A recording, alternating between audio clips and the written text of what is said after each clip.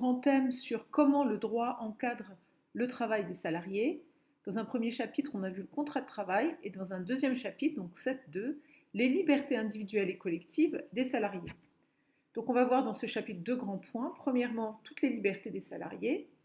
On va voir ce que les libertés individuelles et collectives. Et dans un deuxième point, la protection des salariés. Alors regardons d'abord dans un grand 1 les libertés des salariés. Alors tout d'abord, les libertés, on va voir d'abord les libertés individuelles. Alors dans les libertés individuelles, qu'est-ce que nous avons? Nous avons premièrement le respect de la personne du salarié. Alors le respect de la personne du salarié, qu'est-ce que ça veut dire? Ça veut dire que lorsque l'employeur va vous recruter, eh bien, il ne pourra pas y avoir de principe de discrimination. La loi interdit tout principe de discrimination. L'employeur n'a pas le droit de léser, c'est-à-dire de faire tort à des salariés au motif de leur sexe, de leurs mœurs, de leur situation familiale, de leur origine, de leur opinion, de leur handicap, de leur nom de famille, de leur appartenance syndicale, etc., etc. Que ce soit en matière de rémunération, que ce soit en matière de formation ou en matière de promotion. Donc il faut respecter à la fois les employés, mais aussi l'employeur, en termes de harcèlement, donc ne pas faire pression sur lui sur le plan moral ni sur le plan physique, sur le plan sexuel. Donc toute atteinte à sa santé ou à sa dignité est interdite par la loi. Donc premièrement, dans les libertés individuelles, le respect de la personne du salarié, quel que soit salarié, que ce soit un employé, un cadre, un ouvrier, un fonctionnaire. Deuxièmement, le respect de la vie personnelle du salarié. Alors, dans le respect de la vie personnelle du salarié, ce qui va s'appliquer, c'est le respect de sa vie privée. Alors, qu'est-ce que ça veut dire, respecter la vie personnelle du salarié? L'employeur va pouvoir exercer des contrôles, il va pouvoir mettre en place des dispositifs de surveillance, par exemple par caméra, ou même voir des systèmes de géolocalisation sur des véhicules professionnels. Il pourra vérifier aussi que l'usage d'Internet ou des messageries est conforme aux besoins professionnels de l'organisation. Il pourra aussi imposer le port d'un uniforme ou d'un badge. Tout cela dans le respect de la vie personnelle des salariés. Nous allons voir qu'il y a pour cela quand même deux limites. Donc respect de sa vie privée, ça veut dire que toute clause du règlement intérieur ou du contrat de travail ne peut porter atteinte au respect de la vie privée des salariés, sinon c'est de droit c'est nul dans le règlement intérieur. Deux limites à toute cette possibilité d'exercice de contrôle de l'employeur.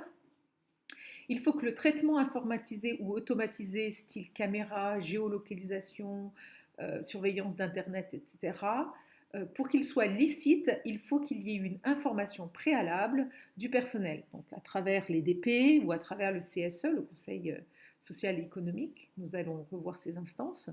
Donc, premièrement, pour que ce soit possible, il faut que tout traitement informatisé et automatisé, pour qu'il soit licite, il faut qu'il y ait une information préalable auprès du personnel.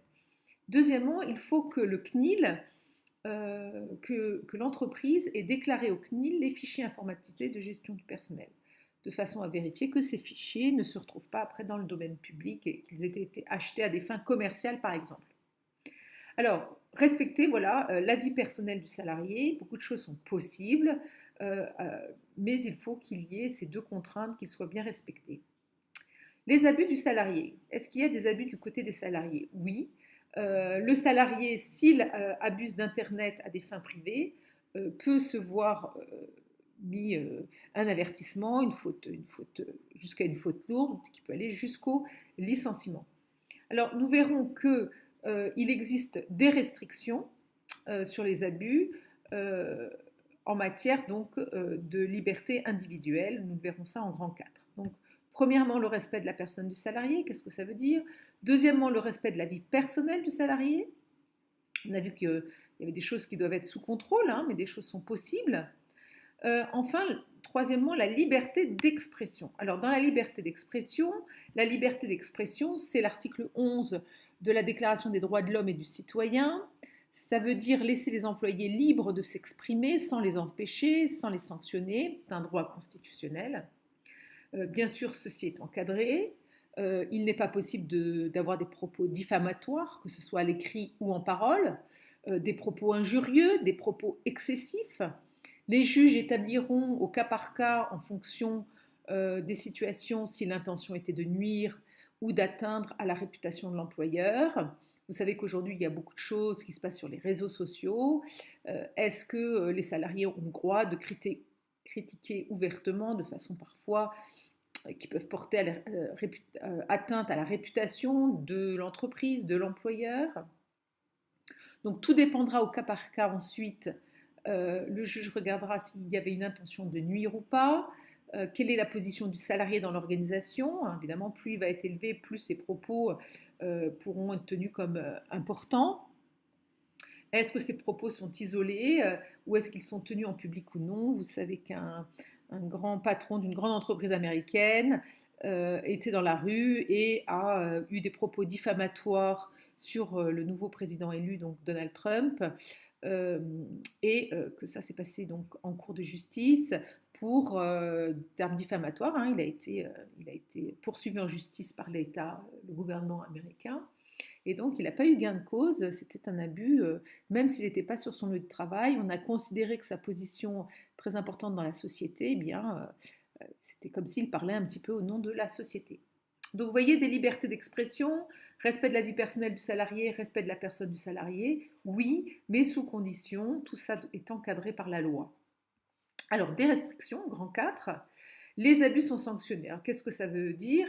Les abus sont sanctionnés. On l'a vu, si un salarié abuse d'Internet à des fins privées, ça peut aller jusqu'au licenciement.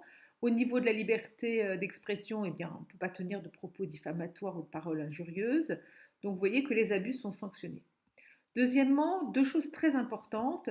L'employeur peut mettre des limites à cette liberté individuelle. Premièrement, si ces limites sont justifiées par la nature des tâches, à savoir pour la bonne marche de la société.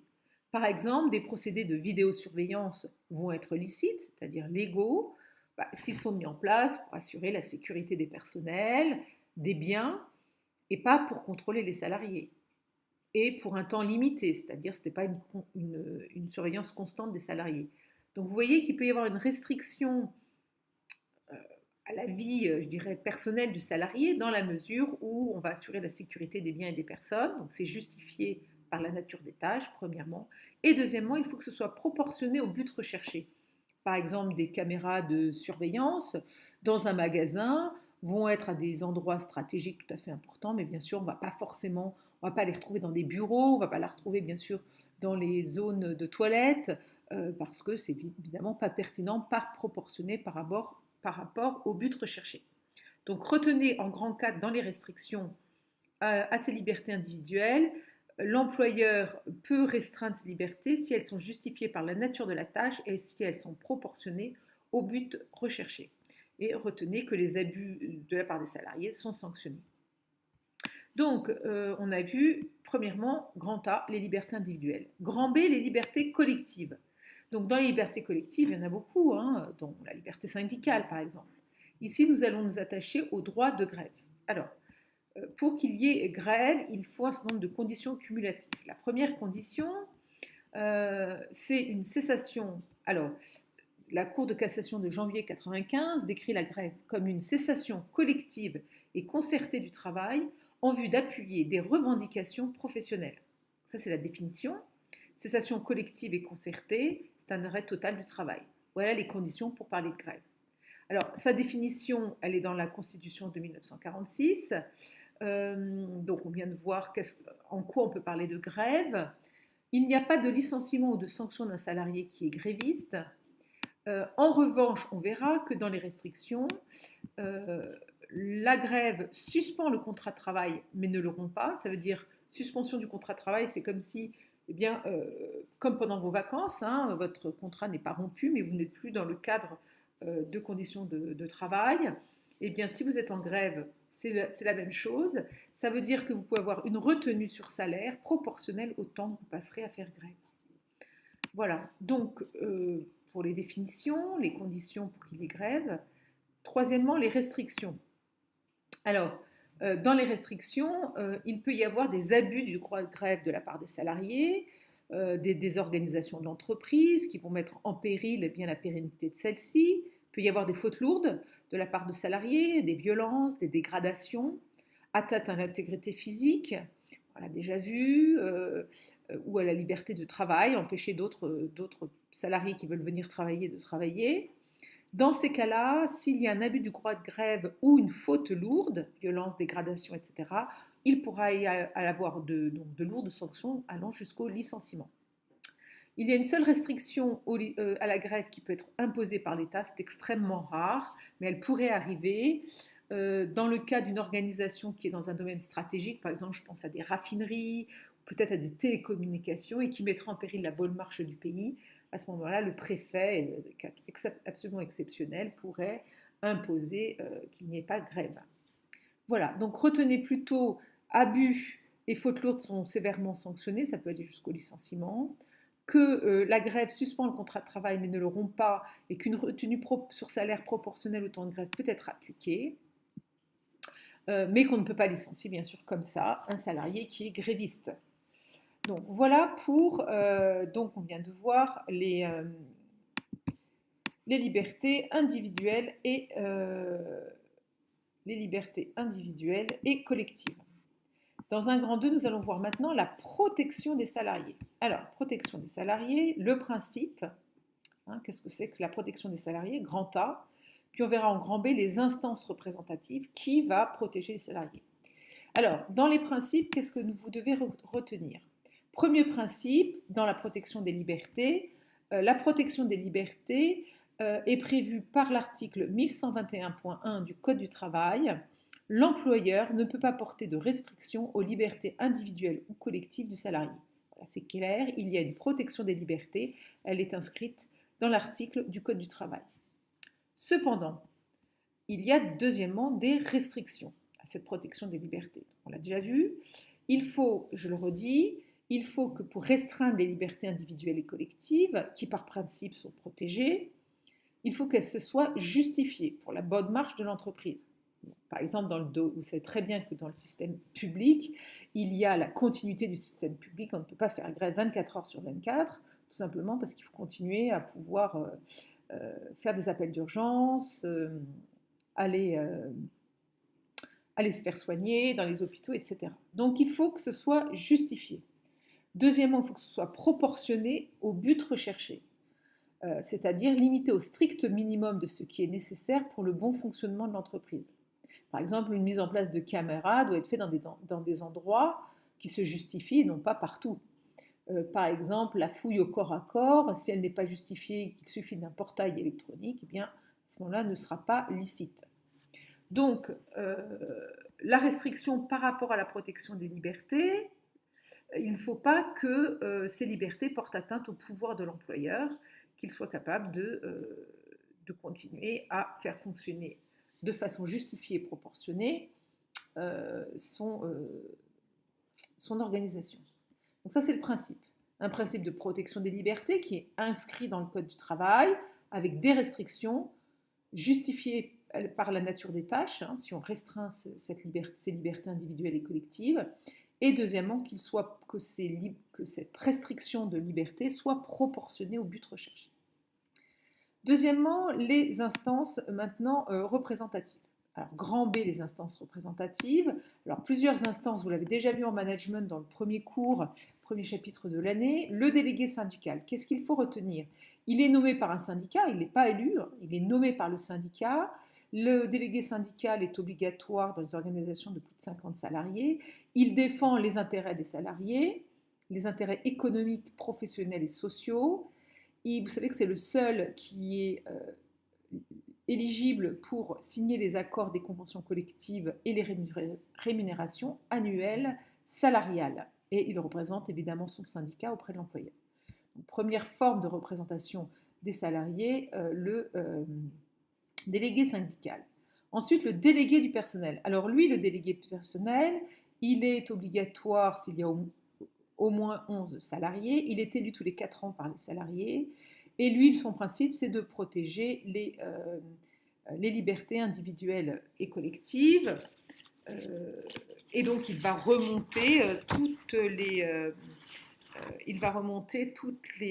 les problèmes au quotidien des salariés. Ensuite, vous avez les membres du comité d'entreprise. Elles sont obligatoires. Un CE est obligatoire s'il y a au moins 50 salariés. C'est élu tous les 4 ans par les salariés. Le CE, lui, il assure l'expression collective des salariés pour défendre leurs intérêts. Il traite de sujets importants concernant la marche générale de l'entreprise. Donc, il essaye de contrôler la situation économique et son évolution de l'entreprise, mais il gère aussi toutes les activités sociales et culturelles. Il peut saisir l'inspecteur du travail en cas d'atteinte à des droits des salariés. Et nous avons le CSE, le Comité social et économique, qui, donc depuis, je crois que c'est 2007, il y a une fusion des DP, CE et CHSCT, c'est-à-dire Comité d'hygiène, de sécurité et des conditions de travail. Ce comité, en fait, est obligatoire s'il y a au moins 11 salariés. Vous voyez, dans le cas où il y aurait plus de 50 salariés, il y aurait aussi représentant des délégués du personnel. Tout simplement, c'est un comité au sein duquel il y aura un représentant des DP, un représentant du CE et du délégué syndical. Le CSE est celui qui est obligatoirement consulté et informé sur toutes les questions concernant l'organisation. Donc voilà les instances représentatives qui représentent les salariés dans le cadre de leur protection. Donc vous voyez bien la différence.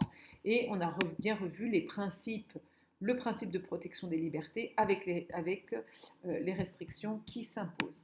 Voilà, donc maintenant que vous avez fini ce chapitre, je vous invite à essayer de faire le petit quiz pour vérifier que vous avez bien tout compris et retenu les mots-clés de ce chapitre.